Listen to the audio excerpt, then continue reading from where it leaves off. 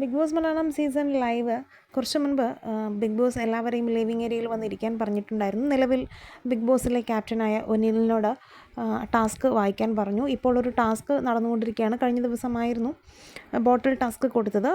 2 juice company, അവരുടെ ഏജൻറ്റുമാർ, അങ്ങനെ തുടങ്ങുന്ന ടാസ്ക്കായിരുന്നു. അതിൽ 2 ടാസ്കും വിജയകരമായി ഇവർ പൂർത്തിയാക്കാത്തത് കൊണ്ട് തന്നെ അത് റദ്ദാക്കുകയും ബിഗ് ബോസ് ചെയ്തിരുന്നു.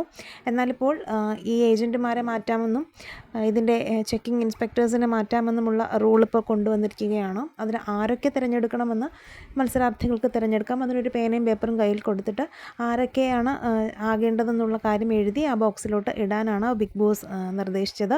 അതുകൊണ്ട് തന്നെ ഈ ഗ്രൂപ്പിൽ നിന്നും ഗ്രൂപ്പ് കളി അവസാനിപ്പിച്ച് ആരെങ്കിലും ഒരാൾ പുറത്താകാമെന്നുള്ള കാര്യവും ഇതിനോടൊപ്പം തന്നെ പറയേണ്ടി വരുന്നുണ്ട്. അടുത്ത ഇനിയൊരു ക്വാളിറ്റി ചെക്കേഴ്സിൽ അനുമോളും സാബുമാനും ആണ് എന്നാണ് പ്രൊമോ വീഡിയോയിൽ നിന്ന് മനസ്സിലാകുന്നത്. എന്തായാലും ലൈവ് കാണുമ്പോഴേ മനസ്സിലാവുള്ളൂ ആരൊക്കെയാണ് ഇവർ തിരഞ്ഞെടുത്തിരിക്കുന്നതെന്ന്. ജിഷിനെ എന്തായാലും മാറ്റിയിട്ടുണ്ടെന്ന് വ്യക്തമാണ്. എന്തായാലും ലൈവ് അപ്ഡേറ്റ്സിനായി കാത്തിരിക്കാം.